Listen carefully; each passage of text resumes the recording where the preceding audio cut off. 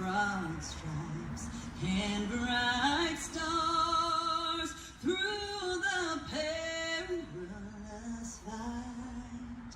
For the ramparts we watched were so gallantly streaming, and the rockets regular, the bombs bursting in air, gave proof through the night that our flag was still there.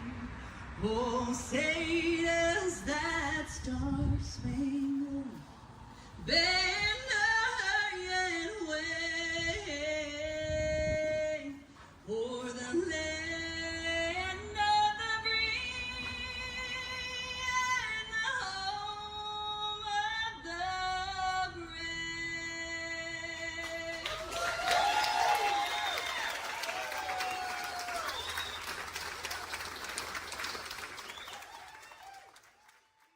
Welcome to Homeland Heroes Salute podcast with your hosts Doug Macedo and Jim Roberg.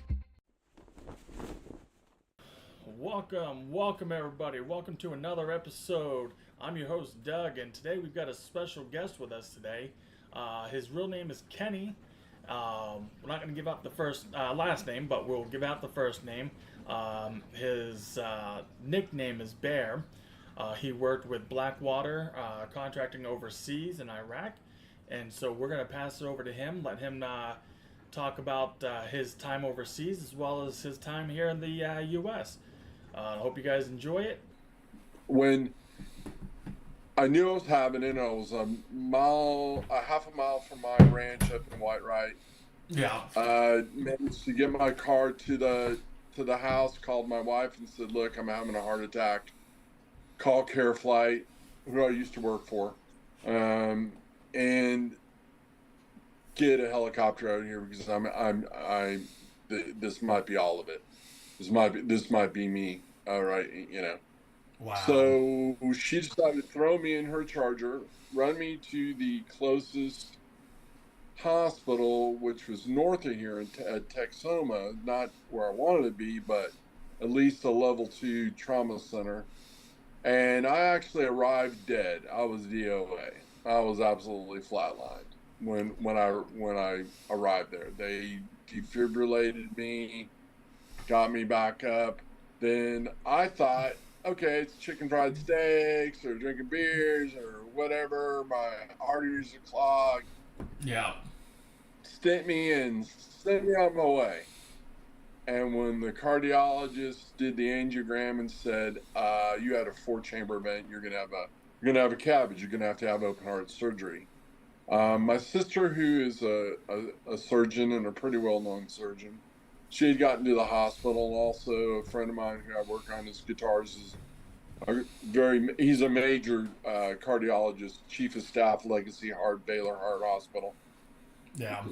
As soon as we saw the results, they were like, "Check, please. Care Flight, send me to Baylor Heart Hospital in Plano, the best heart facility in the Southwest." Yeah. So when I got there, finally, they looked at me and went, "We don't even know how you're alive." Yeah. "How are you alive? You're supposed to be dead. Nobody survives a Widowmaker, so now you're in the 1% club.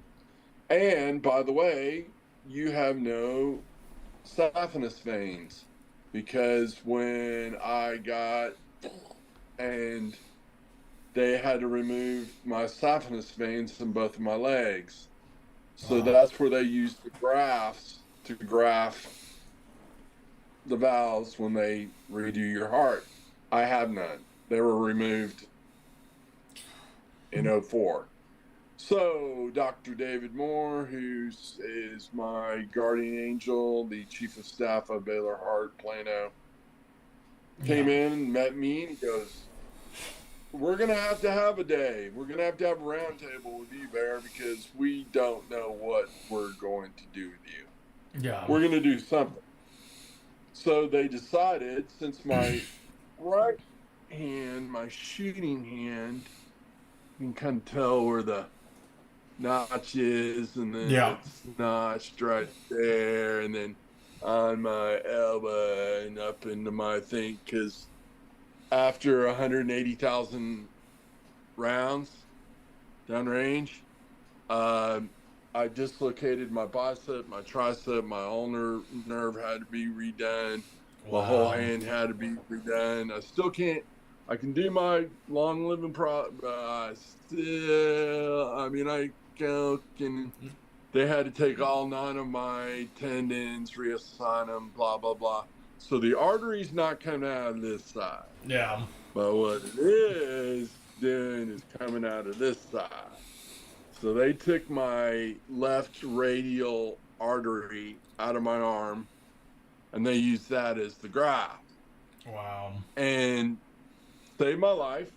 I was 33 days in the ICU at Baylor.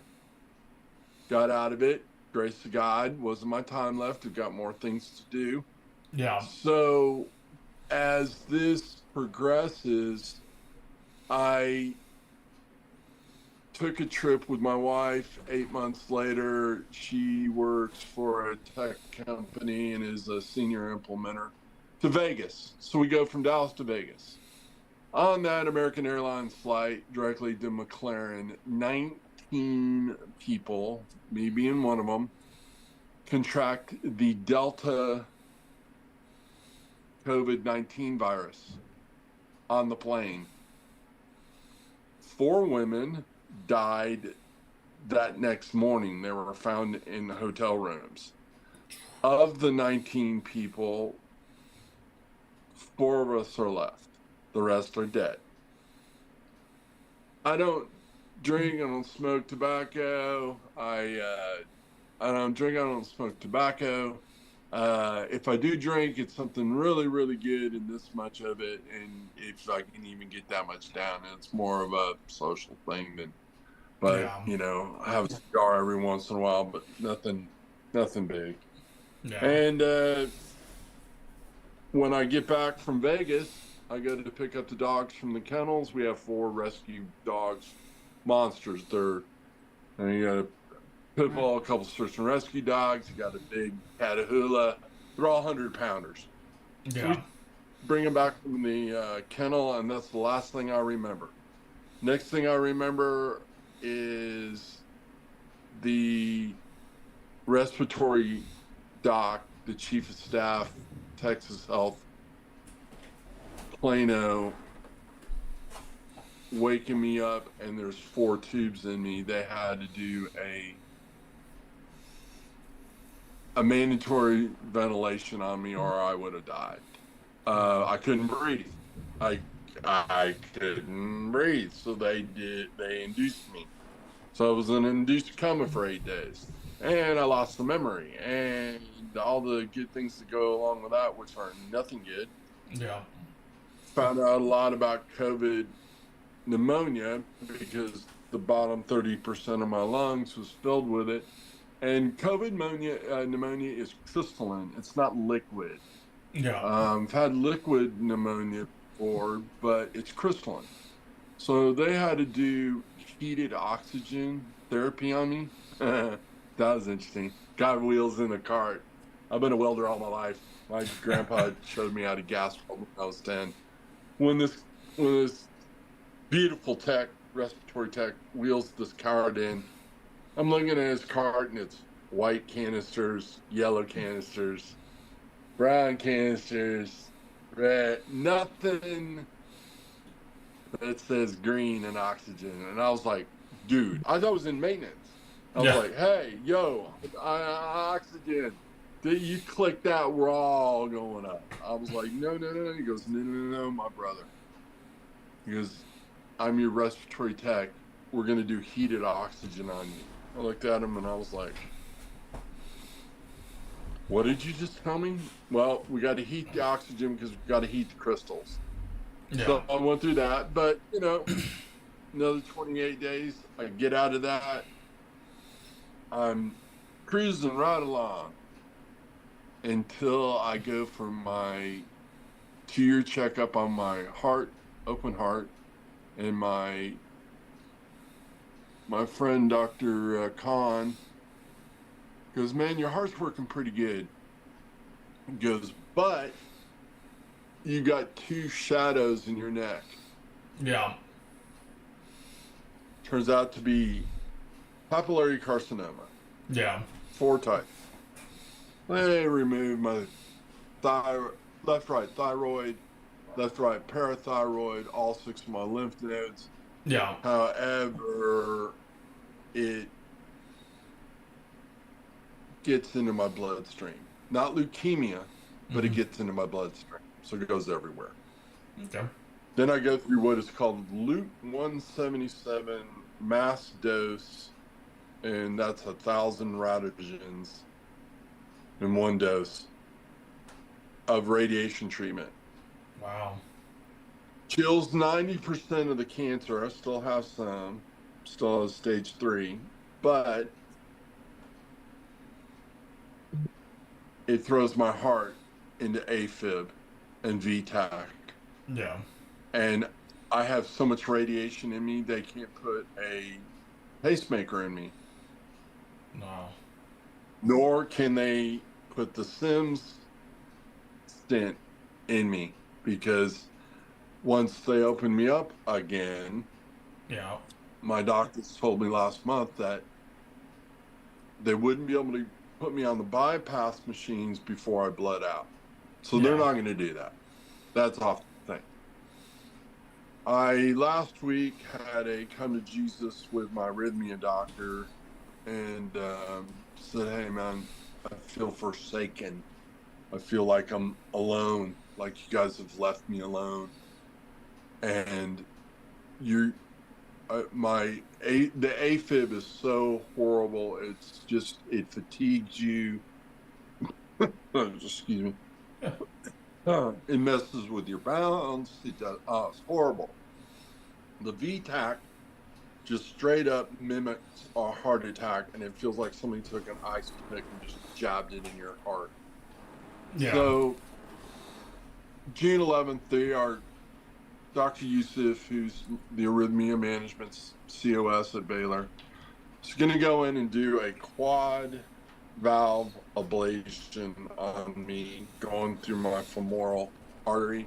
Yeah. Hopefully that puts me back in a sinus rhythm. Yeah. Right now, and up until my blood pressure is okay, but like my beats per minute, like even right now, and I'm resting and haven't done anything, is sitting at 117. So my heart's just, it's a broken chainsaw. Oh, and wow.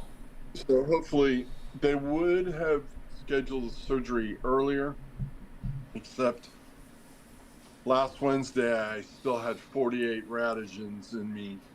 So they're giving me another month to try to push the rest of the radiation out of me. But makes it safer for the doctors and safer for me. And so I am going to Friday and Saturday. Tomorrow, I'm going to go to the NRA convention that we have here in Dallas. And I'm going to see a bunch of old friends that I haven't seen in a while, just because everyone, I'm here, but they're there and wherever. And then Saturday, we're going to listen to President Trump and a couple of my buddies. I am expected to meet Mr. Trump, President Trump, and it's gonna be good. I'm gonna give him a service coin of mine that I'm very proud of, and I hope it brings him as much luck and strength and fortitude and everything that it has given me. And it's a special one. And he may not know what it is right then and there, but his boys will tell him what it is once he gets it. Yeah, no, absolutely.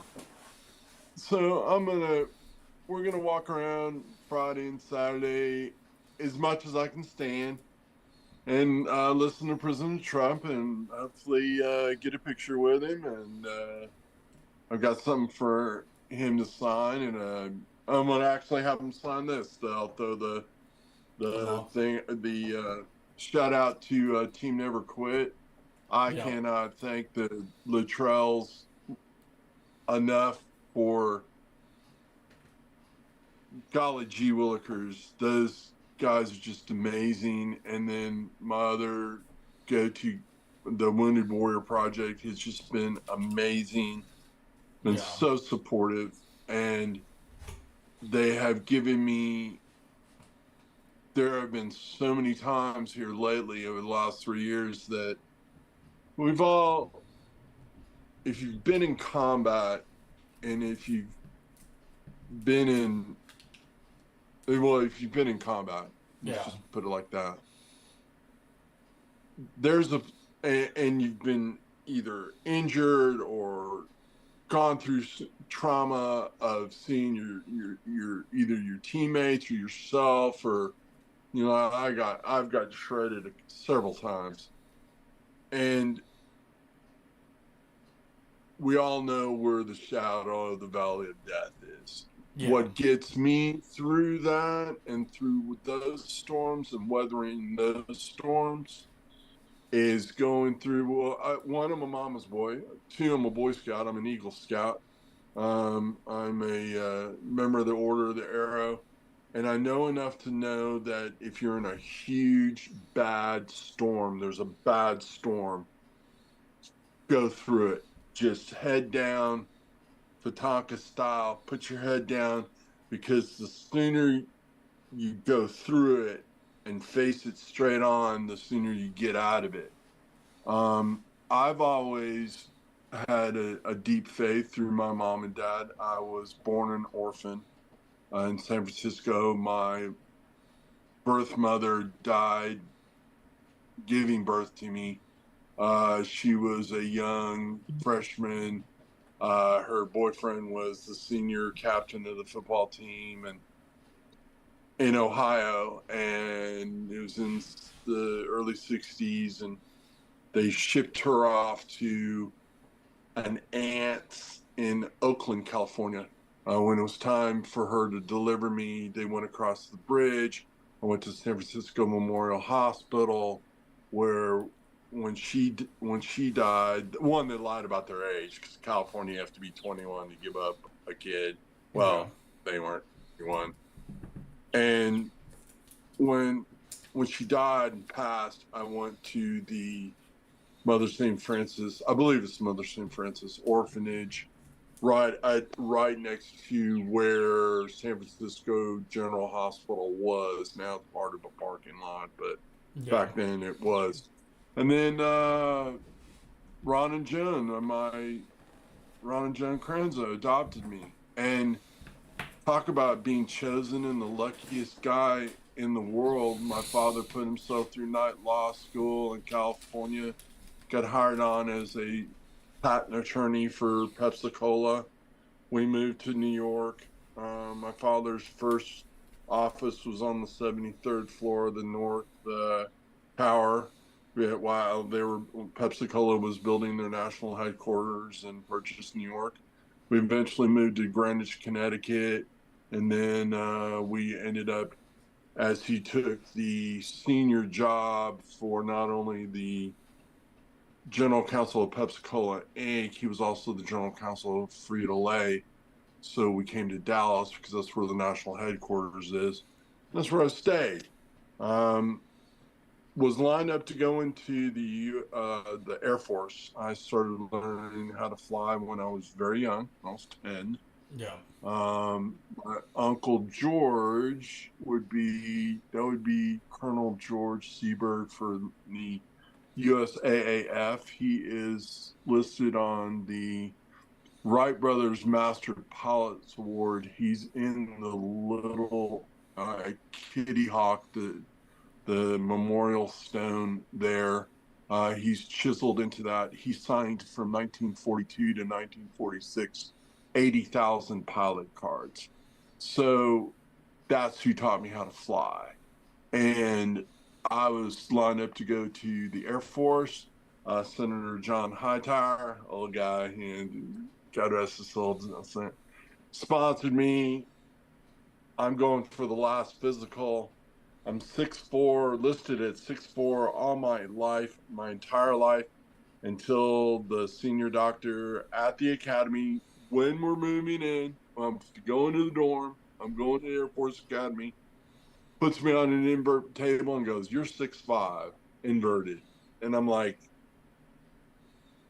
yeah. And he goes, you can still come to, we're not kicking you out of you're still gonna, you can still go through the Air Force Academy, but you won't fly because the ejection seats are at 6'4". And I looked at him and I was like, I'm not flying. Bye. And I walked out of the room. My mom's like, what in the world? I'm like, they won't let me fly. I'm 6'5". She's like, no, you're 6'4". But ended up at UT. I'm Longhorn. I know my blood is burnt orange. I bleed better than anybody else that I know. But marched in the band. Got my degrees out of UT. Bachelor Arts in Music, BBA in business degrees out of UT. So it all worked out for the best. Hit a low point in my life, and that was 9/11. The 9/11 shock for me, because my mom was really into Broadway shows, and she was from Chicago, but she made myself, my sisters, be able to walk in the city and use landmarks to get around anywhere we needed. Never needed a map. Yeah. And we really loved New York. I loved the plays. I loved, the food, all of it.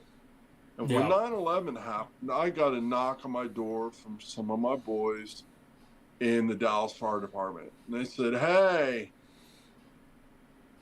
you're coming with us. Where are we going?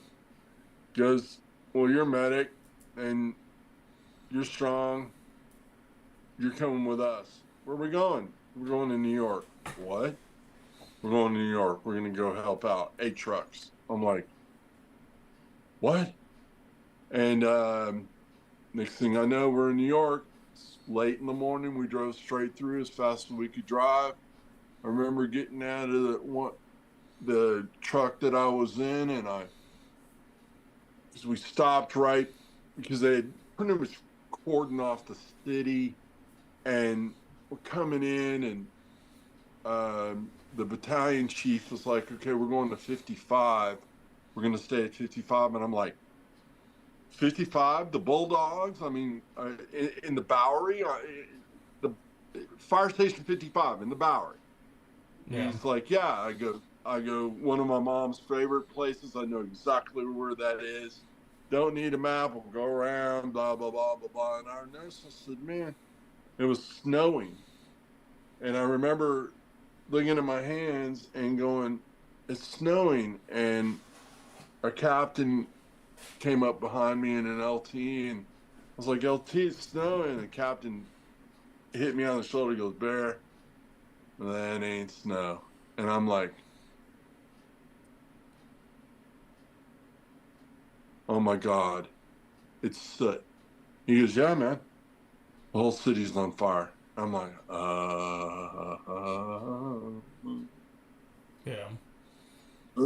So we went to 55. We got in early, and all the racks were all messed up and everything. And rule number 1, fire safety. Get in somebody's rack. We just bivouacked around. I slept for about an hour, and then I was like, okay, I'm a cook. I'm one of the cooks. I get up, I start making coffee and see what's the guy and make biscuits or whatever I can make it. And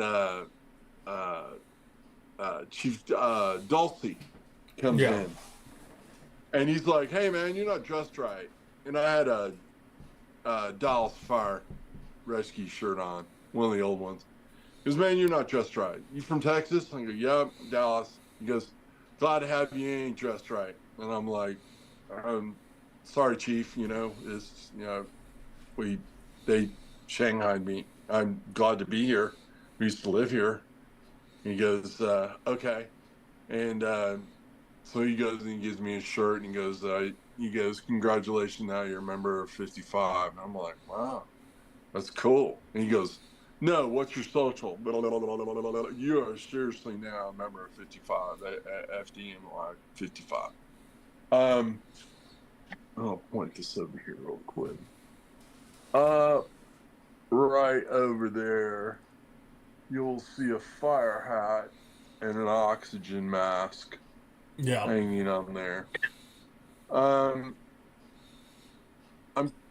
I'm going September. I'm going September. I'm going to donate that to the museum. The shield already is in the museum. Lots of PTS involved in going back in New York, but I'm going anyway.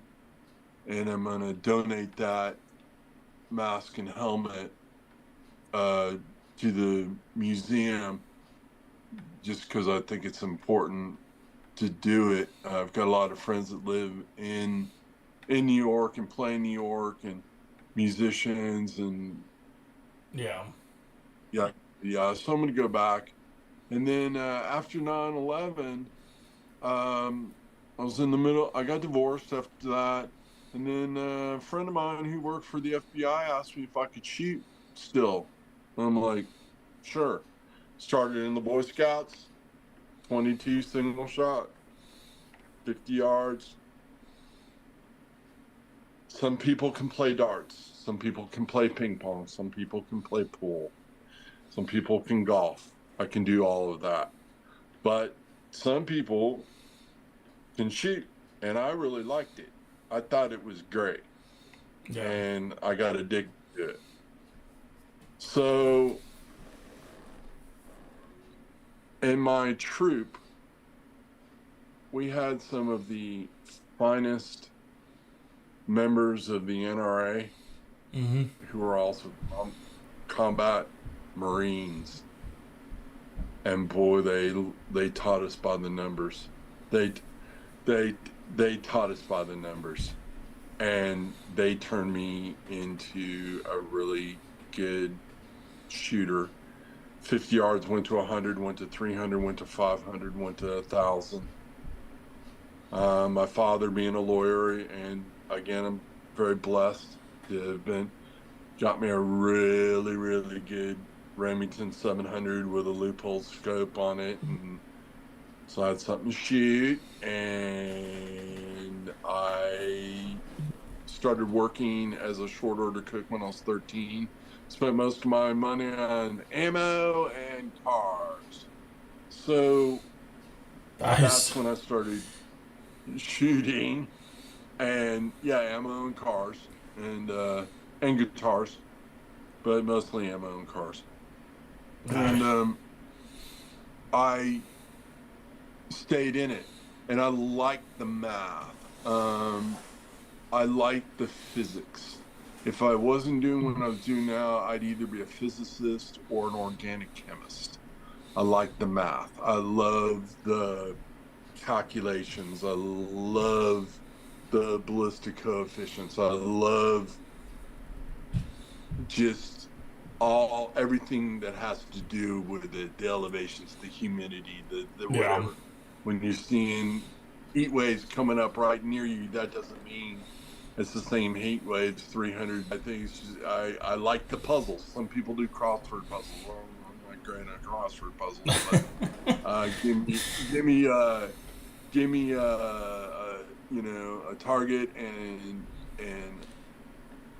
let me do the ballistics. No, you're good. What long rifle do you prefer to shoot? My favorite now is what we ended up with is my 300 Win Mag. So I've got a KA 300 Win Mag with a Night Force on top of it, and then I have like my coyote and my hog guns. This is one of my favorites right here. Um, I shoot 308. I try to keep Yeah. NATO rounds together. But if I have a rifle on a island, I'm going to use my 300 Win Mag. Yeah. And we were shooting 338 Lapua. That's tough to take 100 shots. It's probably what tore me up the worst, because that's pretty solid rifle it's got a lot of juice to it. I was really glad when we switched to 300 Win Mag. We started off with old when we were contractors, we started off with old M24s, so 30-06s with loopholes on them. 30-06 is still my absolute favorite beyond 300-yard rifle, hunting rifle, deer rifle. Below that, I'll use 30-30. I love I love iron sights. I love lever guns, and I was gonna all say that. But that's like my go-to is a 30-30. Again, I like the old iron sights. It's who I am.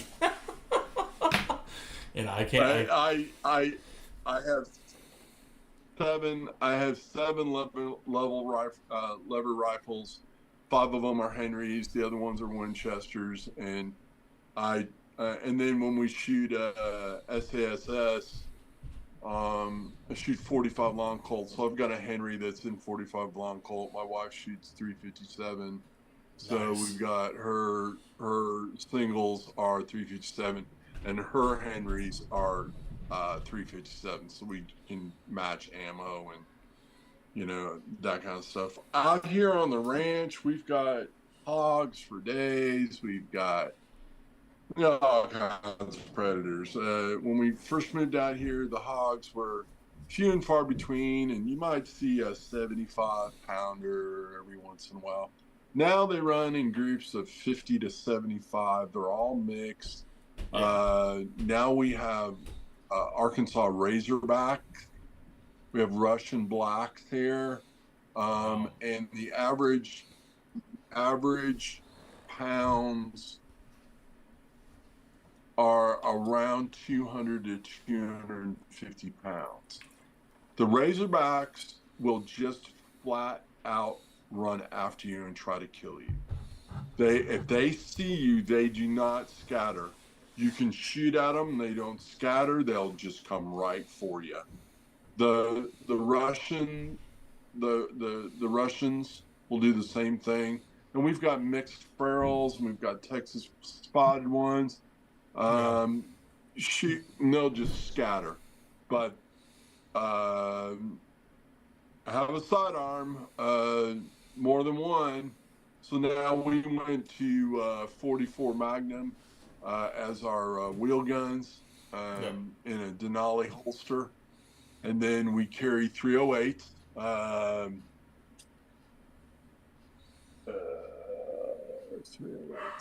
We A10 308. Yeah. And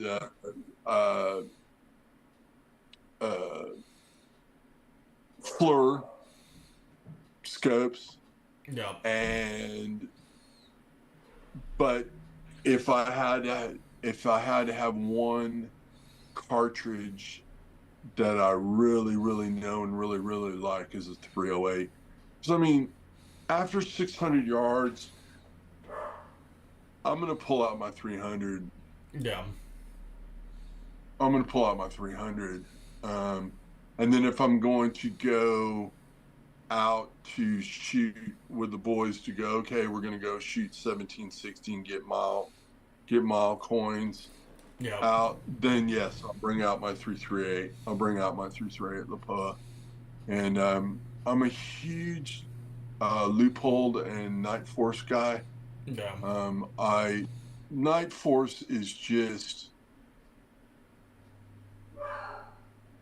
because it was I think it was '04. We got into a real bad one. And I took a round through the side of my scope. Still worked. I was like, what? Still works. And I'm like, okay, I'm there for life. I like the loopholes. Yeah.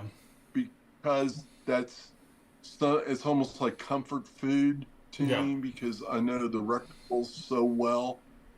But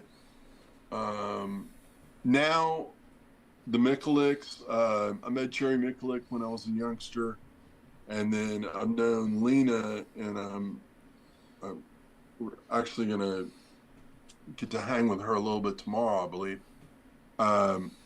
And then she has brought me over to the dark side. She brought me over to the Sig Sauer dark side, and because as a Berettas, when I was over there, my M9s, that's my guns. I mean, that's what got me through everything. And then they gave us 19s right at the end, and I was like, okay, Glocks. So I got a ton of Glocks, and then I think it was 2011 I met Taryn Butler and started getting into what he was doing with his modifications for Glocks, and I was like, shot a couple of his guns, and I was like, what in the Wild West? Where'd what? And started following him a little bit, and he turns out to be a great guy and a patriot and the whole 9 yards. So I've got a couple of his pistols. I have a Sand Viper. I haven't been able to drop $70,000 on the Sand Viper yet. But have you seen the 6 hour P365 with the optic ready that has it on it? Yeah, we have 5 of those. That's what we carry. Yeah. Kathy carries a Rose. Yeah. So she carries a Rose, and then when I took her to a store to meet Lena, put her through one of her classes, and we walked out with a Rose while it was a 2-hour, 3-hour class, whatever. So I'm in the gun range. Yeah. And I have one of my combat masters. Yeah. Like one of my tricked out combat masters. And these 2 nice ladies are like, is that a combat master? I said, it sure is. She goes, do you want to shoot it? There you go. Here's some mags and whatever. And didn't realize at the time, found out a little bit later, that was the senior executive vice president in charge of the Rose, and then her buddy is one of the engineers, and they're there for the Rose rollout and to travel with Lena, and I'm like, wow.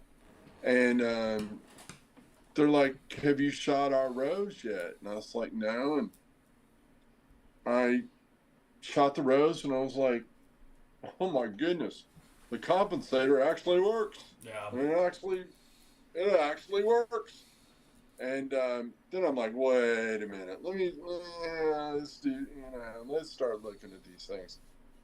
And I am 6'5", and my hand's pretty big.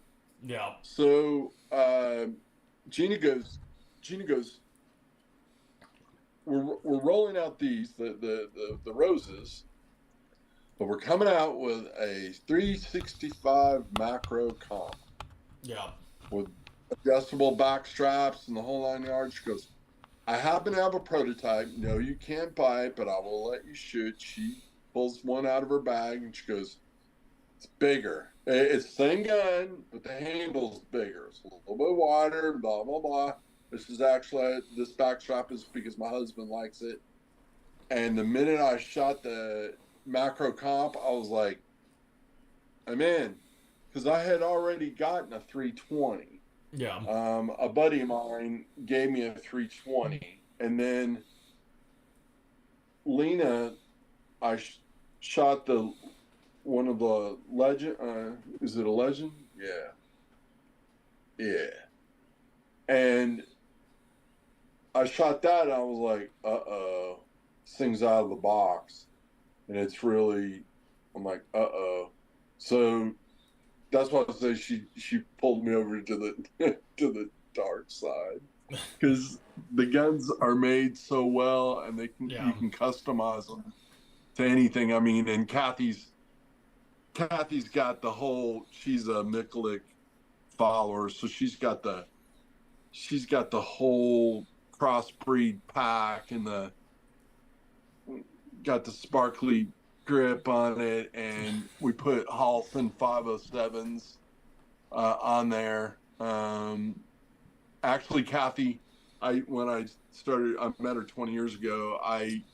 Her favorite gun is my Smith 357 Magnum. She loves wheel guns. So she's a real point and shooter iron types thing. So I got her a 507 and whatever. She's like, I don't like it. So she just shoots iron sights. I'm like, okay, as long as you're deadly and as long as you show up to the gunfight with a gun, I'm cool. But she's got the waistbands and she's got the cross fanny pack, which I just love. Crossbreed holsters, all of it. And we have 33 acres. I have a gun range right behind me. Yeah. So she is well trained. She is well trained, well armed, and well, she's dangerous. Probably more. I don't know who's more dangerous, but I wouldn't go up against her. Yeah, the 365s have been, and I see people. I'm on the forums, and people ask me every once in a while, what I think, and I see people just taking these guns and just changing every inch of everything out of the gun. And I'm like, have you guys, when you first bought it, did you just take it out of the box, put some shit, there you go, put some shooter lube, put some shooter lube in it, run 200, run 4 boxes through it, and why are you changing everything? I mean, I can understand adjusting springs on the trigger. And if you want a little bit lighter, a little bit, I understand all that, but I'm more of a, if I want to grip, I met the guy that does the, Laney turned me on to this new grip, because I used to use, I can't remember which grip it is.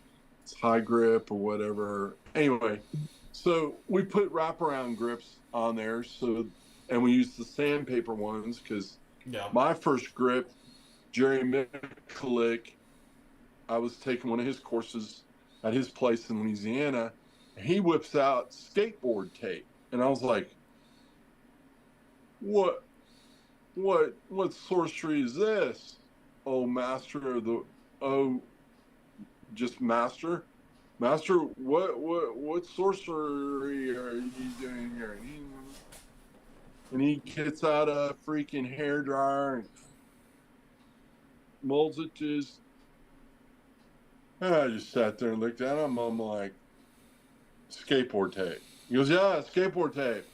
And then I guess Talon makes grips, and what's the other one that's even better than their grip? I can't remember. It's an ultra grip. Anyway, so I use those, and if they wear off, you take the hair dryer and go and tear it off and wipe it down with alcohol and put a new one on there, and they're $20, and who cares? There it is.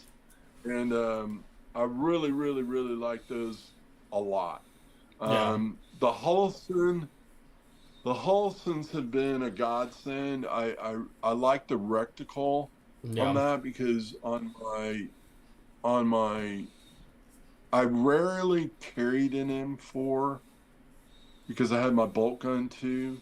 Yeah. But the first thing that we did when we put our boots on the ground is we would go to the market in Baghdad and spend $10 of our hard-earned money and get the best AK-47 that we could find. Yeah. And then I would take it right when we got in the wire, got our racks set up, I would go right over to the motor pool, to the machine shop, start lightening out, taking keyhole saws, lightening out the AK, so it's a little bit lighter, and then I found a couple companies that I would call up and say, hey, I need a 20-inch barrel sent to Iraq. Where? You know, and so I'd make a short barrel one and then a long barrel one. Yeah. And that's the gun that I would carry, because G.I. Joe don't leave no frags around there. Gunny don't like a messy. Don't leave anything. Yeah. Don't even leave brass. No, they You know, they will reuse it. They'll reuse it. Yeah. So I mean, you know, Gunny don't like that. So if you need some extra ammunition, if you're in a battlefield, especially over there, one, they don't use pistols. They use AK-47s. G.I. Joe ain't gonna leave no 5.56 on the ground. Sorry. Yeah. It's just not gonna happen. Ammo is heavy. So if you need some, it makes sense. That's why I've had a lot of people ask me that question too.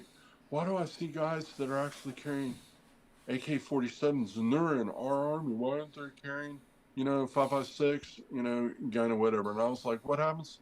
I'm like, okay, so these mags here, let me, you know, let's weigh a mag, a 30 round mag, you know, and you really shouldn't do 30, you should do 20, and they should be metal, but that's a whole other thing. Yeah. Try to carry enough rounds with you and see what happens. It's heavy. It's like carrying a truck on your back.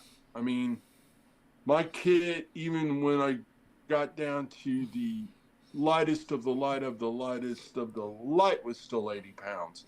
Most of the time, it was over 100. Yeah. But I'm also carrying a lot of PPUs. Yeah. So every time that we went out, whenever we went out on a run, on a mission, basically breaking into houses looking for Saddam Hussein, or swag, Taliban, whatever, contraband, I would have the Marines. We had already taken nests, and when I was in the Boy Scouts, I used to mountaineer and teach mountaineering. So the Marines go on the top of the rooftops. That's how they will usually go from place to place to place to place. Well, I figured out, to me, it was really simple. I'd walk into a building, there'd be no roof on top, and then I would have the Corps of Engineers. Those are the guys that won the war, by the way, the Corps of Engineers. Oh my gosh. Without those guys, nothing would have happened without those cats. They're the best. Oh my gosh. So I had them remove bricks.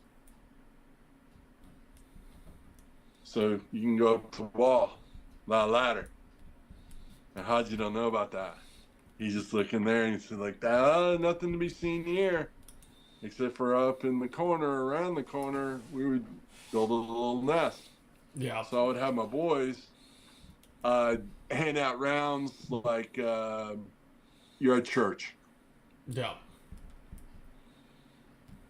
Body of Christ, go to God, whatever. And they loved it. The Marines loved it. They were like, and so I had, a platoon or a half a platoon or patrols carry ammo wherever we were going, and we'd ladder it, carry up into the. Now I tried, Doug, as hard as I could to get my Slurpee machine, a double thing Slurpee machine, but I never could get one. I could never get one up in one of our crow's net, one of our bear caves or whatever. I never could get a Slurpee machine, but man, we had everything else up there. We had little refrigerators and whatever.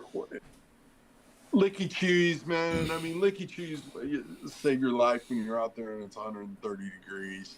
And as long as Gunnery Sergeant didn't, know about it, or not know about it, but, wasn't doing, because we're contractors. Yeah. I'm a contractor. I'm not in the DoD. I'm a contractor.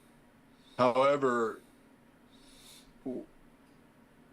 the longer you go over there, and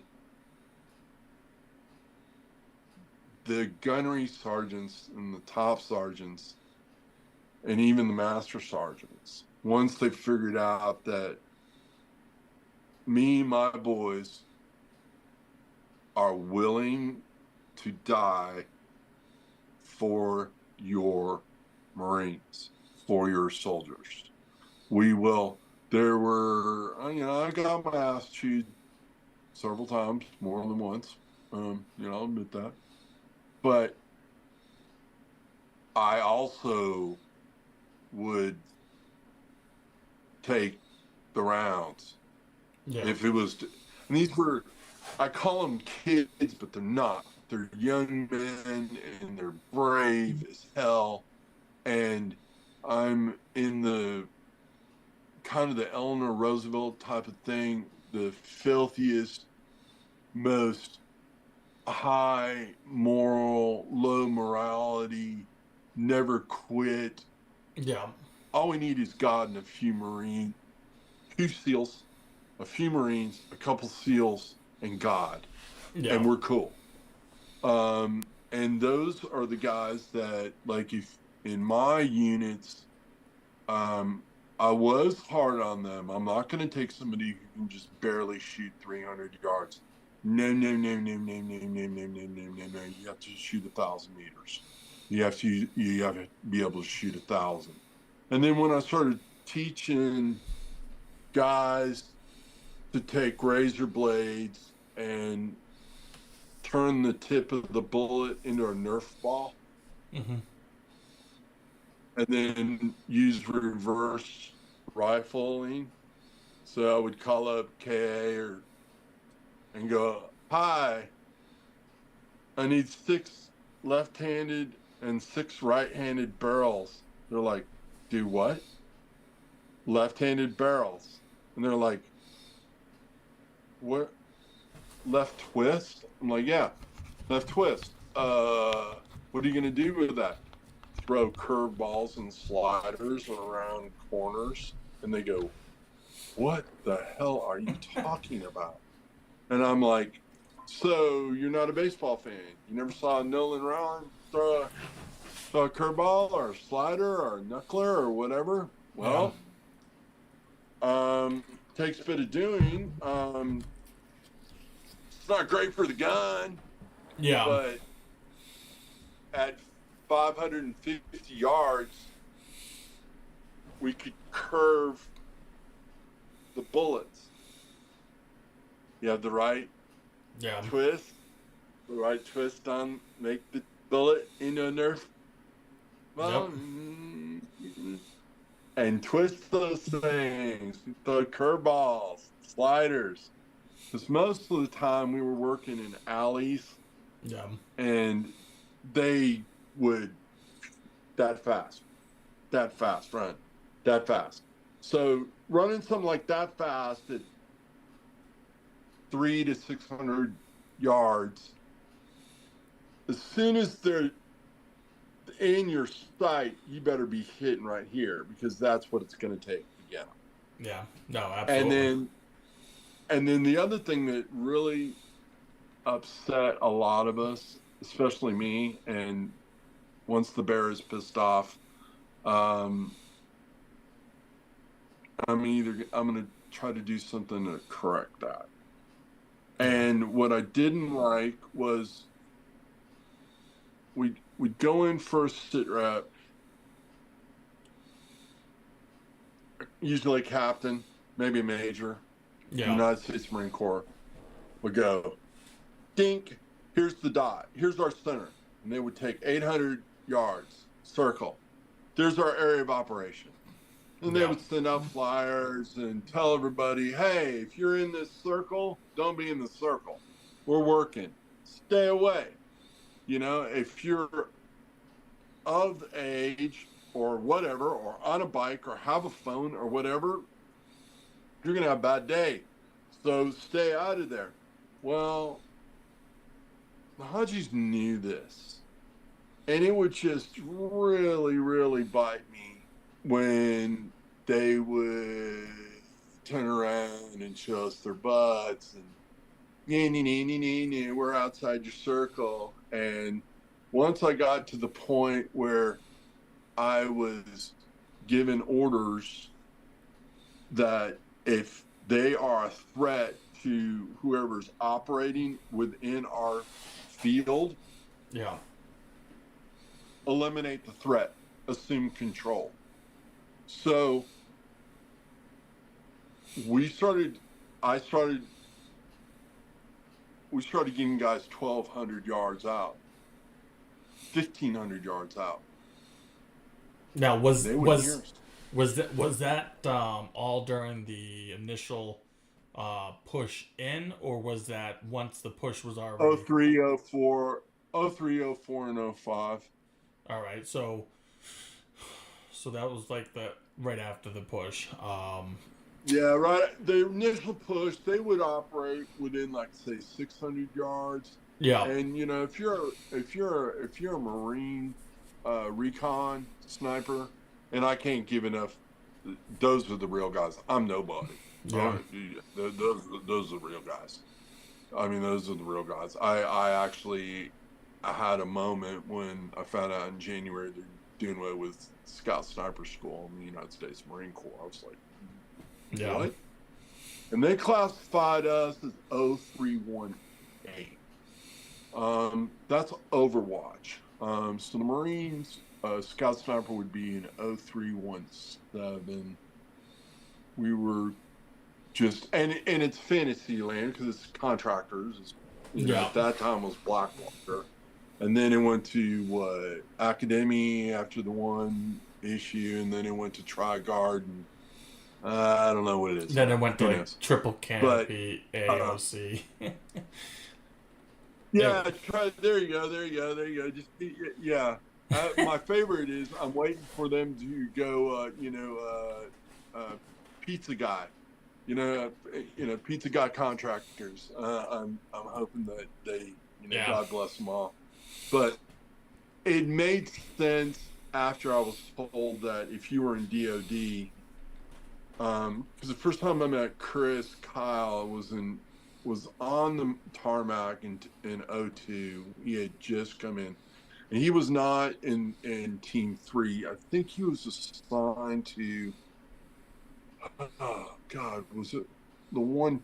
Maybe he was assigned to the 10th. I can't remember, but I do remember when I was meeting him, I could hear his twang, and I'm twangy too. You're up in a piece, but yeah. And I was like, so I go, hey, Texas, where are you from? He goes, oh, man, Little Tank probably wouldn't know about it. I said, try me. And Lothian, I said, yeah, we rodeoed you guys and played baseball with you guys. I went to JJ Pearson Richardson. He goes, oh. I go, Bill's Crackle and Oink, ever been there? And he's like, okay, you know where I'm from. I'm like, yeah, I did. And I start looking at the guy, and I'm like, I'm 6'5", and I'm like looking him in the eyes, and I'm like, wait a minute. And I'm looking at his, because he's all patched out, and I'm like, you're a SEAL? I said, dude, how tall are you? He goes, 6'3". I go, you're a 6'3" SEAL. And I'm looking at it, and I go, and you're a sniper. I said, nice bolt gun. Nice bolt gun, frog guy. I said, first time in our fair city? Yep. He goes, yeah. And I go, oh, he goes, oh, dude, you're going to hate it. You know, this, you're going to hate it. But so I showed him a few places that we had, sorry about that. No, you're good. Okay. Showed him a few places that we had dug out and showed him how to go, you know, the little wall trick. Yep. And he's like, and that's when I met Chris. And God, he was a hell of a guy. And Patriot to a fault, hell of a shooter. Used to hunt a bunch with his dad and his brother, and he was just a natural, but he shared the same love of they're shooting at our guys. No. And then I asked him, I was like, you know, the punishment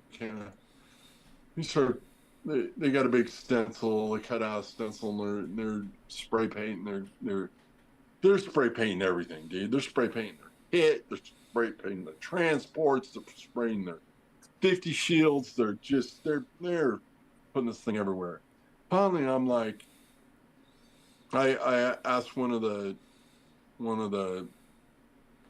big guys with probably a lieutenant colonel, and I was like, what the hell are they doing, sir? And he's like, oh, well, you got to be, that's why we have you guys. You don't have to take a shot before you're shot at. I'm like, yeah. He goes, well, they've got to be shot at before they can take a shot.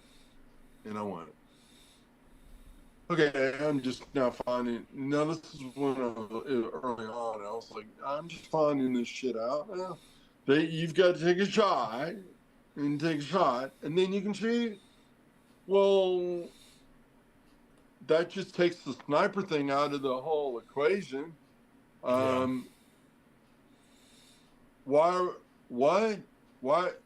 And that's why the other thing is, I was like, why aren't you guys using hex grids on your scopes? And, you know,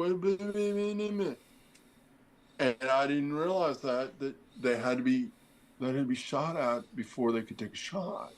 Yeah. And so Chris was making a statement that here we are. Go ahead. The Bruce Lee thing. Yeah. Come on. Take the shot. And I didn't agree with it at first until it was explained to me what they were actually doing and what that actually meant. A lot of people don't know. They think that he was advertising the Punisher movie. No, it was, and it was also our thing is very similar to that, the Jolly Rogers. And that flag up there is what we painted on our gear. And I got it, because if you saw a column roll through, yeah, those Punisher markers, the fight's coming. Yeah, the fight's coming. Fight's coming to them. The fight's coming to them, and by the way, they don't give up. They don't even give up after they're dead. Yeah. You're dead after you get through to the 68th, and like I still see Steve Duffy, Dr. Duffy. He's the head of North Texas Advanced Surgical, and he was the chief of staff at Bagram Joint Force Medical, and Dude, I've seen the 68th pull people back out. You're not dead yet. Yeah. You think you're dead. You may be dead, but you're not dead yet. Even if you're not dead yet, we'll tell you when you're dead. Gunny's got to tell you when you're dead. Don't ask the upper brass. They will just tell you I got lucky on working around some of the best military minds around, and a lot of times you wouldn't agree with what they were saying or what we were doing. Yeah. But you trust them. And my thoughts and feelings, even when I got tore ass up, we got hit by an IED that I couldn't hear for 2 fucking months. And I thought I started learning how to do sign language a little bit. I'm like, doctor's like, we have no idea. Maybe it comes back, maybe it doesn't. We just don't know. Sorry. Fucking see you later, And after that, I realized a couple things that had changed me, and I won't apologize for those changes whatsoever.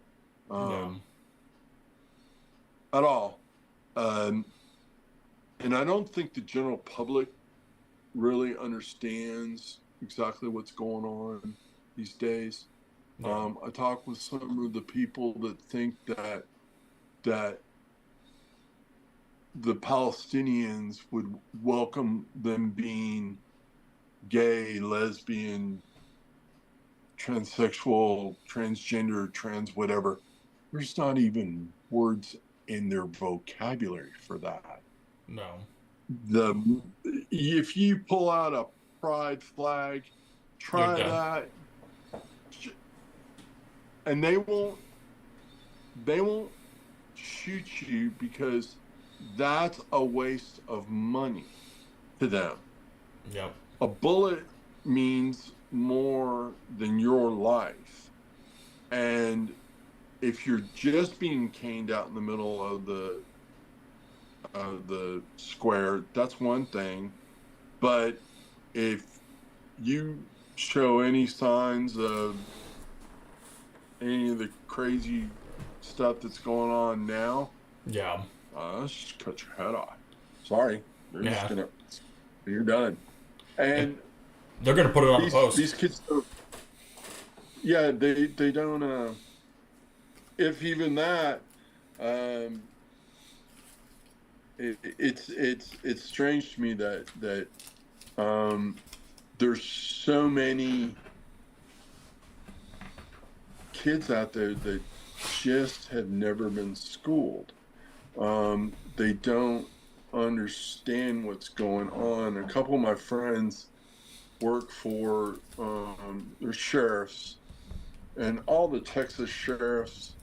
My one friend I've been playing guitar with since I think I met Tom when he was 15. But he's a senior SWAT sniper for a big county here in Texas, and they all have got to make their rounds at Eagle Pass and in the border or whatever. Yeah.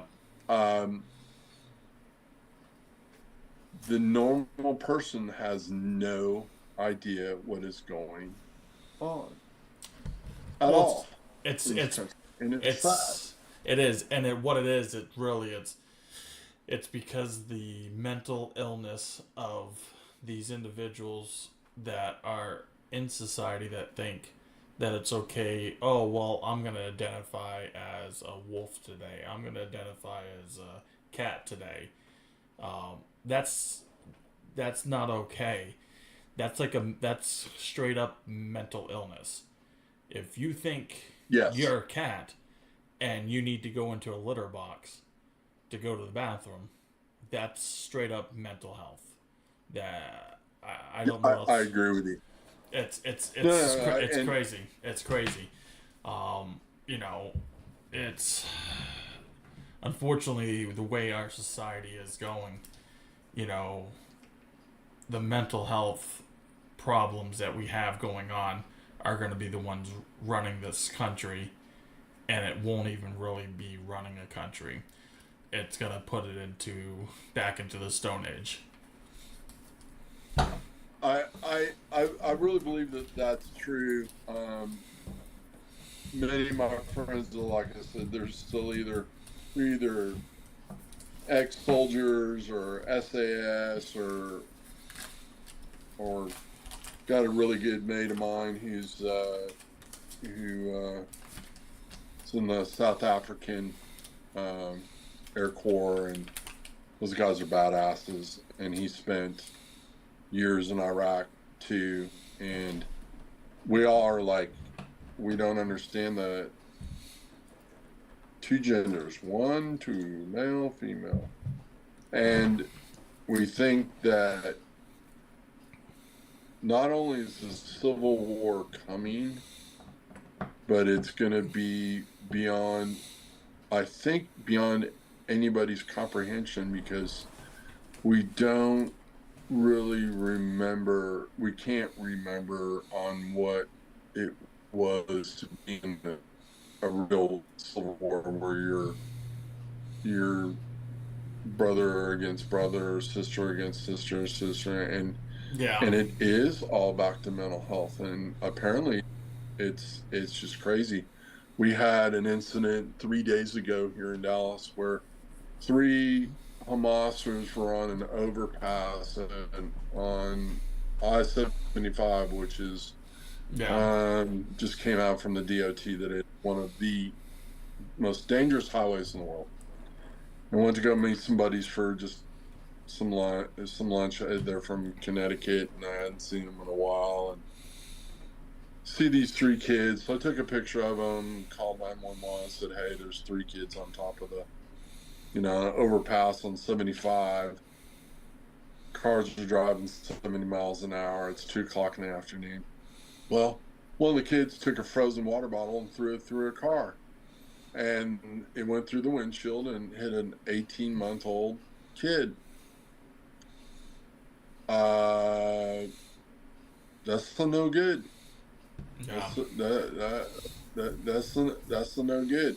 My beloved University of Texas in Austin, I'm glad that the university stepped in at least, and of the 80 people there, or 79 or however, whatever the number was arrested, nobody was from the university. They were all from California.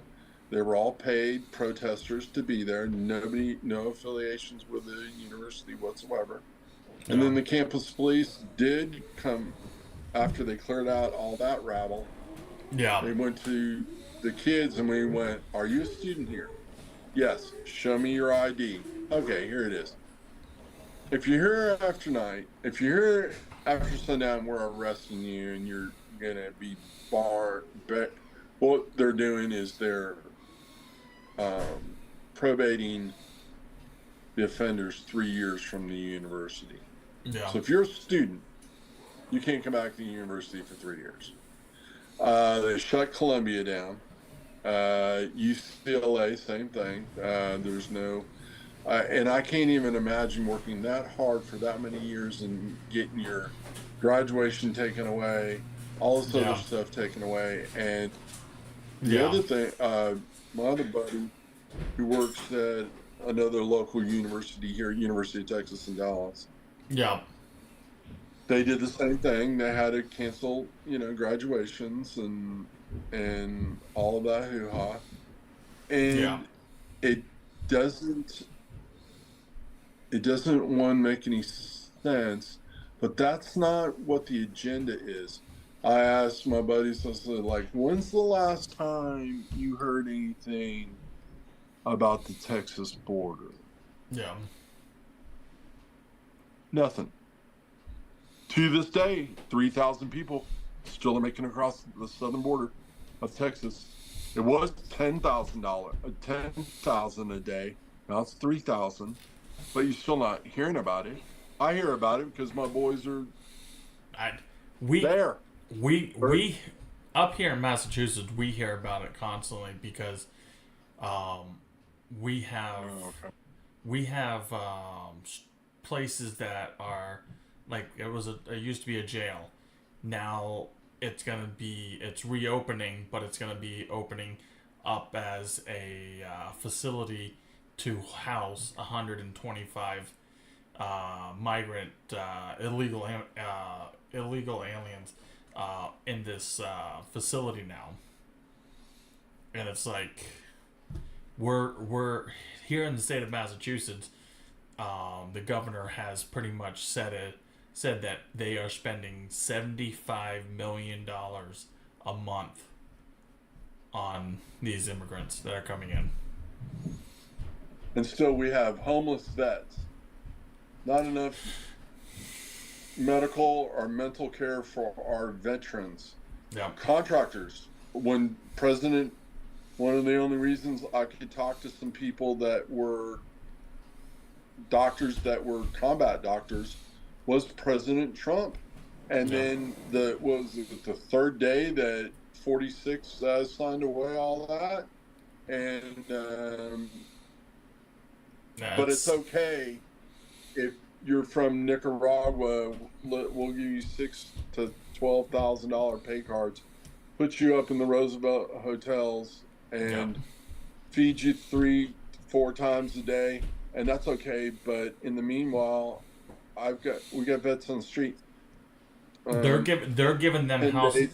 They've given a lot of housing here in the state of Massachusetts that are veteran facilities, and allowing the immigrants to take over and to stay there now. As you're saying it, it's like they were turning around and saying, here's $2,000 a month, here's a cell phone, here is $66 a meal per each meal you get, and it's like, what are we doing? We're enabling them to live off the system. What are we doing? You pay people to be poor, they won't. You can't not citizens. Yeah, and you can't even get that. You can't even get that kind of treatment as a United States citizen who is on low income, who can't even get that kind of help. It's like, nope. I don't get it. It's, again, you're enabling it, and it's nuts. Well, they're looking to turn those people into Democratic voters or Yeah. And no, that's not the way it is.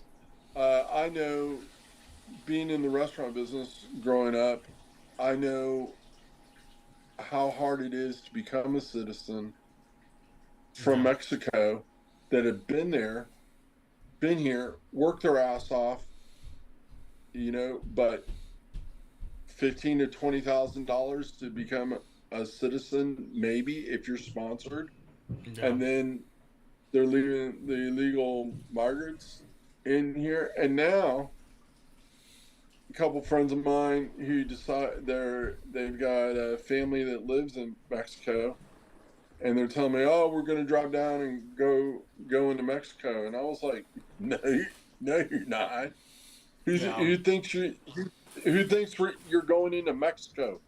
You're going to swim across the border because you're not going to Laredo or Eagle Pass, or you damn sure aren't going down to Brownsville. You're not going. No, you aren't." Yeah. And they're like, "Oh no, we'll make it." They went right down there, and then they turned right around and came right back. And I was like, "Why didn't you be able to get into Mexico?" And they go, "Mexico wouldn't let us in." Oh, really? Mexico wouldn't let you in. And we just are going, yeah, come on. It's not so crazy. Like I said, I'm really interested to go to this NRA convention this weekend. Well, how far are you from? I believe it's in Houston. How far are you from Houston? 3 hours, 4 hours. I have a bunch of friends in Houston. Have you ever been to the Saloon Door Brewery? No, but a buddy, one of my friends I grew up with, knows about the barn doors. Yeah, a, About a guy that I just met. He's a local artist down there. His name is Scotty Frazier.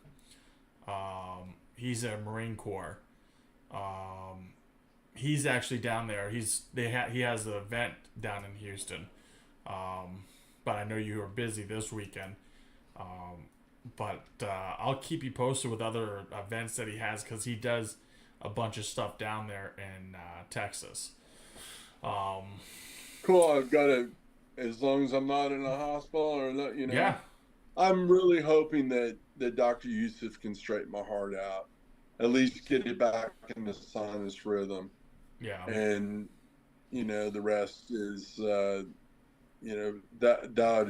would just be freaking great. But I have several friends that I've known since I was 3 years old that live in the area, and I can stay with them, and I need to visit them, and yeah. so they live in the Woodlands area, and that pub that you're talking about is, I believe, off of I-10, Yeah. right near there. I hope they don't. And one of the guys I'm talking about, his wife and him 2 years ago bought a rental house in Jamaica Bay. Yeah. But Jamaica Bay is right down from the Pecan Causeway. Okay. So they were trapped for 6 hours yesterday when the second barge smashes into the causeway, trapping thousands and thousands and thousands of people in Galveston. And the oil leak is so bad, they're doing all they can to contain it, but they said that this may make the Valdez look small in Galveston. Yeah, just bash the bridge. And the one in Maryland was, as now that everything's starting to come out just a little bit at a time. Yeah. And it wasn't a full-fledged 12-year Maryland master pilot at the helm. It was a 8-month probie at the wheel. Yeah. And his origin is from the Ukraine. And if you look at the Maryland thing, that ship was under power right at the end, and made a nice, pretty harsh, like, switch the engines and hit it to the starboard and crash right into the right place to take that bridge down. Yeah. The thing in Galveston, my boys called me up and said, we got oil in our little cove in Jamaica Beach. And I'm like, Yeah. what do you mean oil? He goes, oh, you didn't hear? I'm like, no. And I started looking it up. I'm like, they crashed a barge into Galveston. And he's like, we've got oil in our cove. And it's right across from Southside Beach. It's my wife and I and the family, all of our families. I go down there on vacation. It's not too far away or whatever. But Yeah. please do let me know about him, because I'd like to go down there and check it out. Yeah. No, and he's a great artist. He's in between like country rock / everything. He's into a lot of that stuff, but there's quite a few of them that I'm actually talking to, and they're all down that way. So I'll keep you informed with it, and You do that. Hang on just one second. Let me show you something real quick. No. Oh.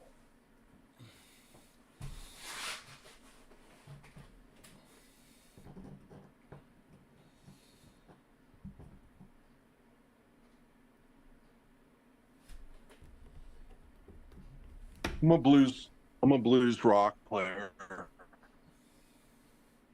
and Steve Ray Vaughan, School of Music, awesome, that kind of stuff. But this is one of my Stratocasters that I built. This is completely built by hand. It took me 12 months to build this. Sprayed in nitrocellulose lacquer. I took the You know what? measurements from Anson Funderburg 1956 Stratocaster. You know what? As you're showing me that, I'm thinking of mine.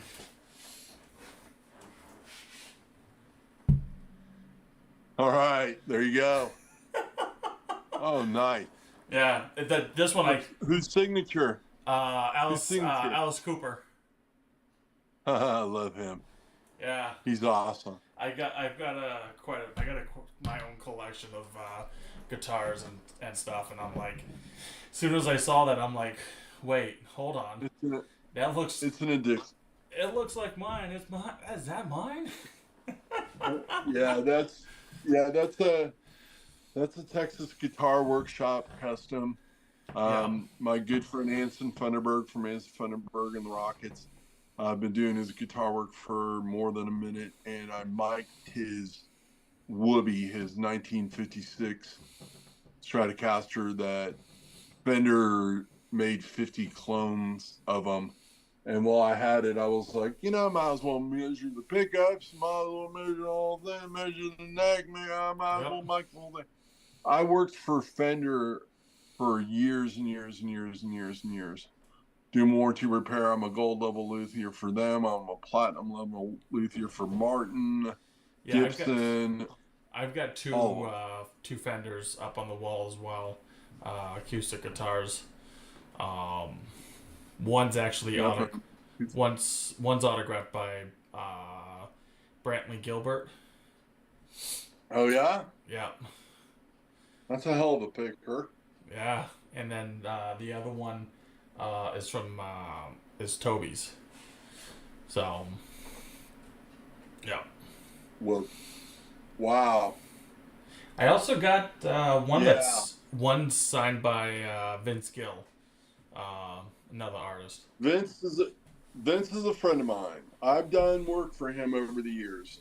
Vince is one of my heroes. Yeah. Him and Paisley, I've done a lot of work for both those guys because they shared a warehouse in Nashville. Yeah. And when I was going back and forth to Gibson during the Great Flood, it flooded out their warehouse. And I was only able to, I saved what I could save because, the water was in there, it was like 5 feet deep. And they had all their stuff up on racks, and not right on the floor. They were up like 36 inches. Water went up 5 feet and it filled their guitars. And they had, now Paisley's he's he collects, but he plays every one of them. Yeah. Vince is I can't say enough good things about him.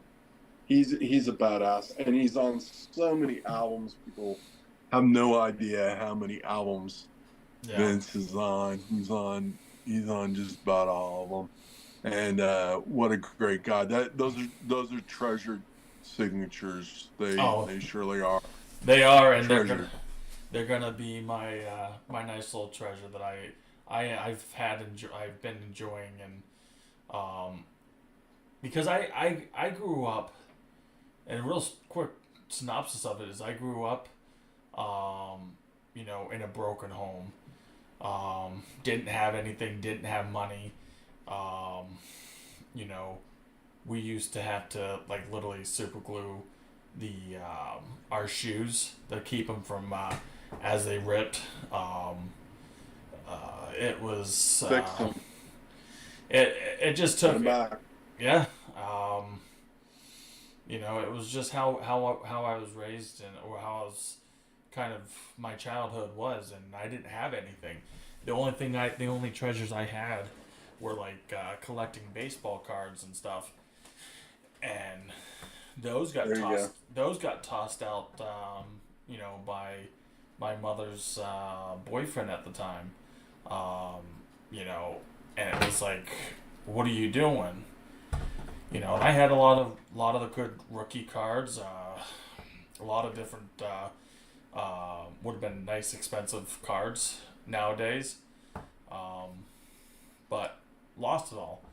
But I said to myself, once I grow up and I'm able to start collecting my own stuff, I said I'm going to enjoy it and be able to, live my childhood life back over again.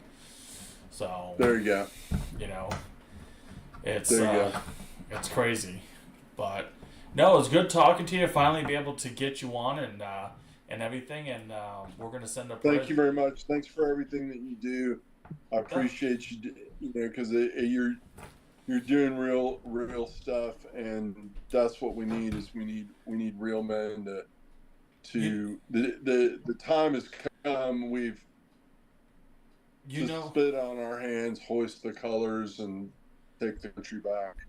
Yeah, and actually, you know what? I'm gonna have in Austin, Texas.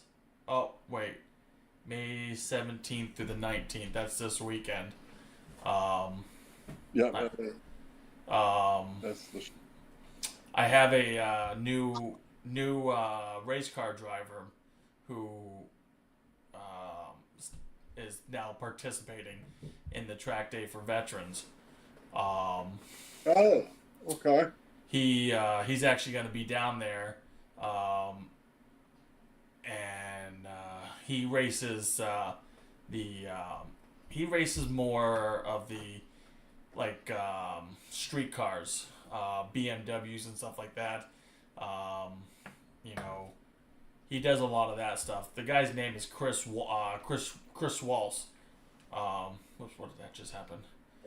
I had him on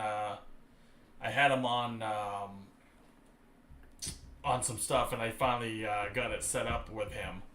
But yeah, now he's participating in this, and I'm actually going to go down and meet him in Virginia this July. So it's another person. Cool. Another person I added on. Another driver, and it's getting bigger and bigger, and more and more. I just had the NASCAR Foundation give-a-thon that we just did, which they actually extend. Yeah, I just saw that going through my iPad. Yeah, they just how'd it go? It actually went good. We're 300 off of what our goal was, and so what got told is they extended it now again today as well. I believe until just for today, because they have a donor who is that is gonna match whatever donations come in, which is like $77,000. Just today, he's gonna match up $77,000. So I reposted it to hopefully try to hit that goal. Because again, it's like we're right there, so close to it, and so I pushed it back out to see hopefully we can get it. But we raised some good money, and it's gonna really do a lot of help, because there's a individual that we're trying to send down to Maryland to be able to get what they call an SGB shot.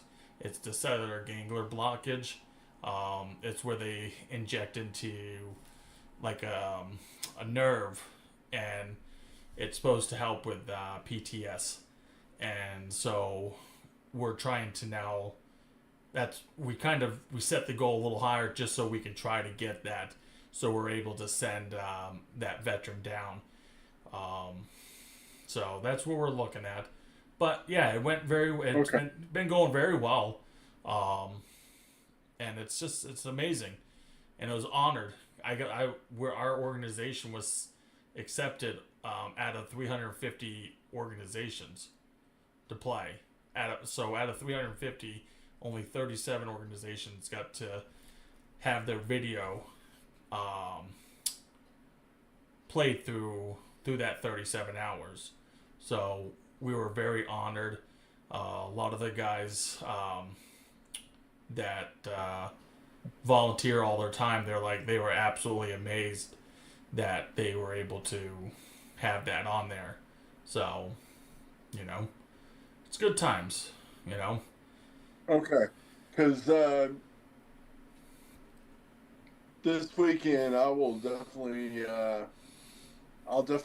shuffle Fubar Studios around to the peoples, and I'm not gonna just tell people right left. I'm gonna go right to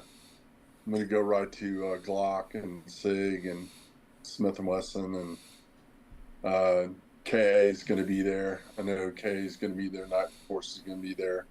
Leopold's going to be there. And then people like Lena Mikulik, Kay Mikulik is going to be there. Her mom's going to be there. Yeah. Big Daddy's going to be there. Laney Oakley, Laney Barnes, she's going to be there. Yeah. I was told her sister Tracy's going to be there, and maybe her very high level ear, nose, and throat sisters. There's 3 Barnes sisters. One of them's two of them are Olympians. One of them is an ear, nose, and throat guru. Yeah. And apparently they're going to be walking around, and then Taryn's going to be there. I have not personally met Tatiana Gardera yet, but I've been told she's going to be down there, and if she's rolling around, that means the Taryn Tactical people are going to be rolling around, and I definitely want to go visit the Canic booth. If you haven't checked out have you checked out the Taryn Tactical Canic pistol? No, I haven't yet, but I've been meaning I got to shoot one at Blackbeard Armory. He bought one. He's the dealer, and I got to shoot his personal gun before they were even for sale. Yeah, and it's the first time that Taryn has had a major manufacturer let him do it whatever he wants. Because Taryn is a super genius. Yeah. And this guy is super genius. And he's one of maybe the best shooters around next to Jerry McCulloch and Lena and Lanny. But his new pistol is unbelievable. I will have one of the Taryn Tacticals. When I shot one of the now my Combat Master was this much closer, but 4 times as expensive, and these guns are going to go for, I think they're like $900 or something like that. Yeah. But top to bottom, it's all his design, it's all his stuff from Canic. And the Canic people said, do whatever you want. We'll do whatever you want, man. Yeah. And boy, did it pay off. Thank you for supporting Homeland Heroes Salute podcast. Please make sure to like and follow Homeland Heroes on all of your social media outlets. Homeland Heroes Salute podcast is a Fubar Studios Sinista1 co-production.